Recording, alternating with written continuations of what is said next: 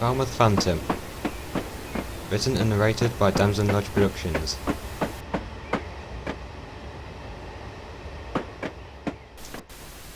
(1948) had been a difficult year for the Falmouth branch, not just because of the increase in traffic, but also because of the increase in accidents due to constant acts of vandalism and sabotage. This kept every engine and crew member on high alert.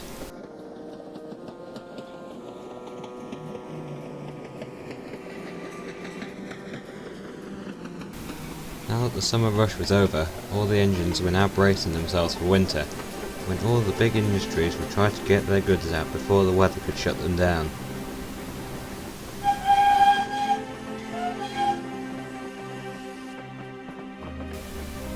But for now the engines were relishing in what was left of the calm before the storm.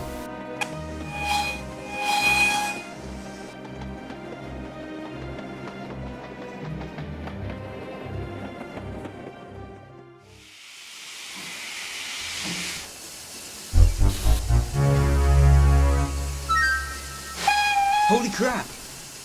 Wake up, Jamie. Just because summer's over doesn't mean we can lounge around all day. Why, you little... Alright you two, that's enough. I've just been briefed by the foreman. I believe there are some empty livestock vans that need taking back to the cattle dock. After that, arrange the plank wagons on track 4. Hurry please, we don't have much time before George gets back.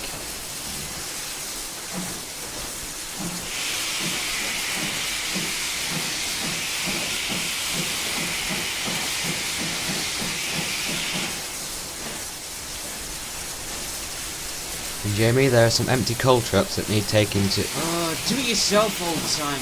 I can't be bothered. Jamie, would you rather have me get the foreman involved? Fine.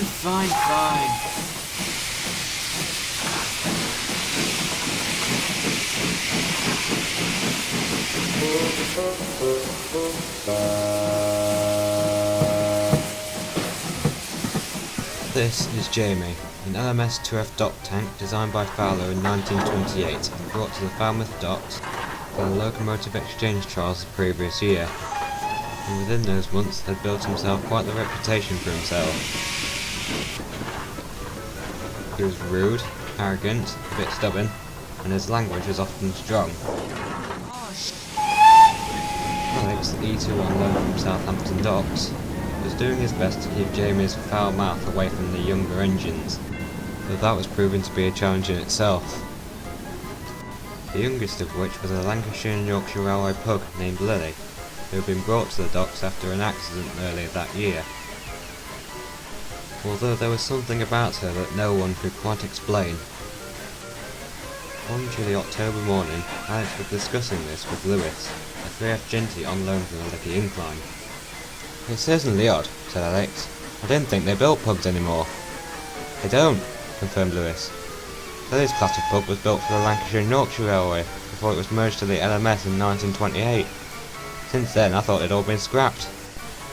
Just then, Jonathan arrived with his auto train. "Putting it a bit fine, aren't we, Jonathan?" I know I'm a bit late and all, because George the clumsy idiot got himself stuck across the points at Penrith. By the time the mess was cleared up, I was 10 minutes late, and given how slippery the tracks were, it's a miracle I didn't run into him. That's not like George. He's usually so careful when shunting. Are you sure, Scott? I've only ever seen him shunt recently. Trust me, Lewis, I've known George since we were built, and I've never seen him like this.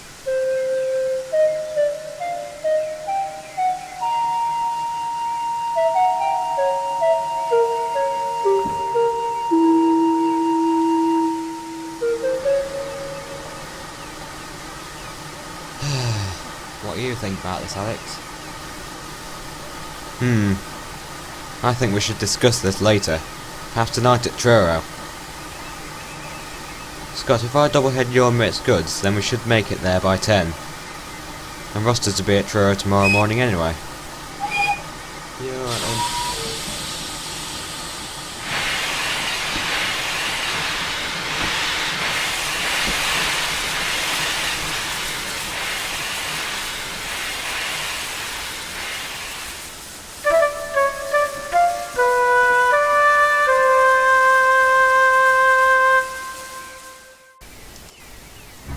The next day, Alex returned to find Doc's in a mess. Lily was running around like it was the end of the world, and Jamie was nowhere to be seen. Alex had to cautiously manoeuvre around the endless rows of wagons to get to the foreman's office.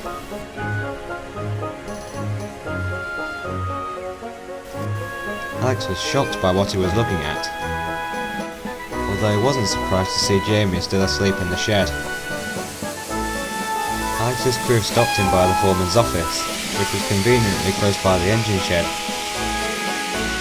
Alex could see that the foreman still hadn't fixed that window.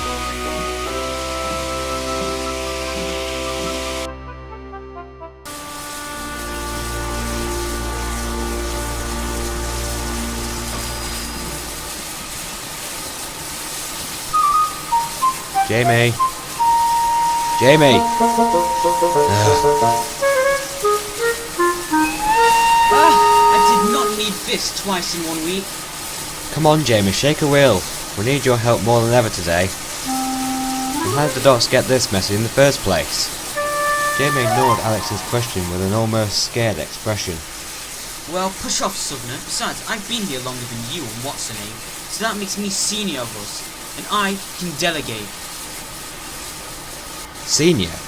Delegate? Jamie, do you hear yourself? I'm 20 years older than you, for Brighton's sake.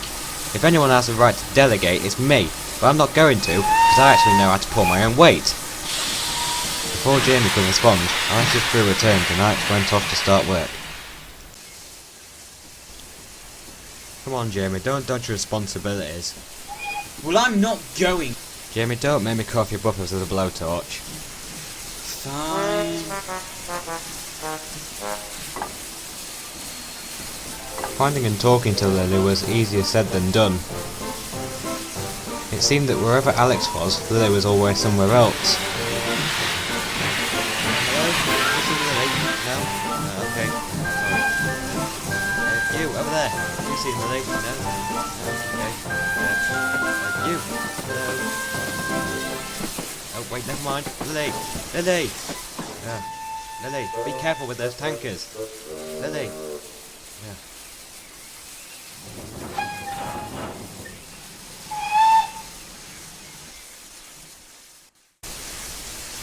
Later that afternoon, Alex finally managed to catch up to her. He caught her trying to move a long line of tankers.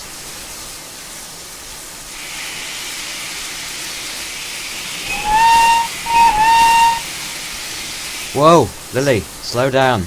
Let me take those. You've done more than your fair share today. Thank you, Alex. Lily was uncoupled and tidily rolled onto a siding so that Alex could couple onto the tankers. No one noticed the air moving around the other end of the train.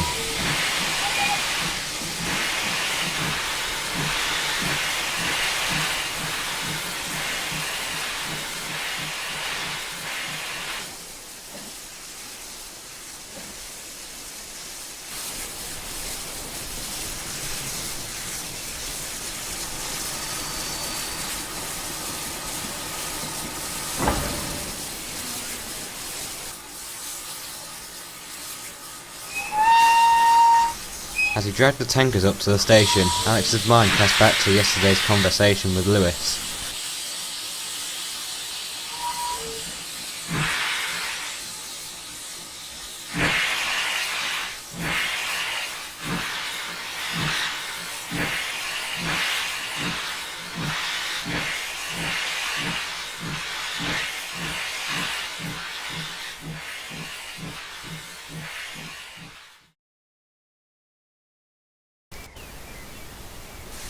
Alex shunted the tankers into the bay platform and then crossed over the points to the water tower.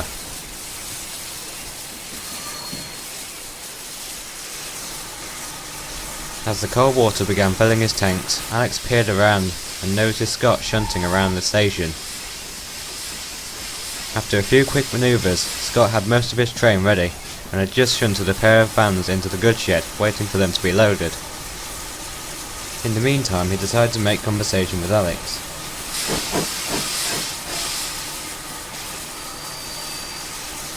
Eventually, Alex brought up the topic of Lily. He had noticed how quickly Lily had been working that day, and how often she had exceeded the speed limit. Once Alex had finished, Scott looked at him with a serious expression. You know, that reminds me of someone. Really? Who? Colin's sister. Colin is a resident dog tank at Falmouth. He always did like a practical joke, but he knew when and where he could mess about. His sister Charlotte, on the other hand, was the opposite. She was a lot younger than Colin, you see. She didn't care whether it was necessary or not. She would often tear through the docks at ridiculous speeds. She never listened to her crew, and would often try to pull consists far too heavy for her. Alex's eyes narrowed. That was exactly what he caught Lily trying to do earlier. So, what happened to Charlotte? Scott's expression changed to a look Alex knew very well. It was a look that said, something very bad happened. Scott took a deep breath and continued. On the 11th of July of last year, Charlotte had just arranged a line of loaded, unfitted coal wagons. The engine up front was very impatient, and set off much too quickly. Meanwhile, Charlotte was returning back to the docks, when suddenly, the brake van and last 10 trucks came hurtling into the yard. They slammed into her, nearly throwing her off the rails. The heavy trucks pushed her into the dock complex. The driver fought for control, but it was too late. The trucks pushed her through the buffers and straight into the sea. Unfortunately for her, the tide was in, so she was completely submerged. Not to mention the last 10 trucks and the brake van piled on top of her, which made the rescue operation 10 times more difficult. By the time we had lifted her out of the water, she and her crew were long gone. Colin was devastated by this, and stayed silent for a long time afterwards. Some say that Charlotte's spirit still roams the docks at night. Alex began to ponder over the story, when Lily came storming up the slope out of the docks, grabbed a line of tankers and headed straight back down. Scott chuckled. And by the way she's been acting lately, anyone would think that Charlotte had possessed her. Scott simply shrugged this off as they shunted his van to the rest of the train. But it got Alex thinking. Lily had been acting less like her usual self today, and more like Scott's description of Charlotte. But the thought of a steam engine getting possessed, especially one so young as Lily, almost sounded ridiculous. He decided he'd have to solve this mystery on his own.